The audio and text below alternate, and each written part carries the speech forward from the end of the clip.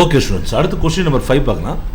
A person needs lens of power -5.5D for correcting his distant vision. சரியா? அதே மாதிரி for correcting his near vision அவர் எவ்வளோ use பண்ணுறாரு? +1.5 டயோப்டர். சரியா? What is the focal length of the length required to correcting distant vision and near vision. சரியா? ரொம்ப simple students. So இங்கே பவர் கொடுத்துருக்காங்க, ரைட்டா? ஸோ டிஸ்டன்ஸ்க்கு என்ன கொடுத்துருக்காங்க? -5.5 கொடுத்துருக்காங்க.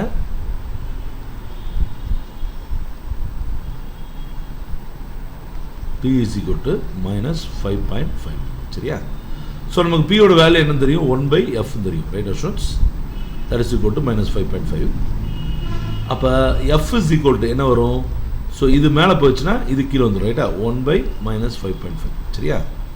That is equal to -0.181 metre, ரைட்டா ஸ்டூடெண்ட்ஸ்? இதுதான் இதோடைய focal length. At the same time இங்கேருந்து எப்படி கொடுத்துருக்காங்கன்னு பாருங்கள். இங்கே பவர் என்ன இருக்குது? ஃபார் நியர் டிஸ்டன்ஸ்க்கு பவர் என்ன இருக்குது? 1.5D இருக்குது. அப்போ Pன்றதோட வேல்யூ என்னது? 1/F is equal to 1.5. therefore F is equal to 1/1.5. சரியா? அதோட வேல்யூ என்னன்னா 0.067. சரியா? Sorry students, 0.667. சரியா?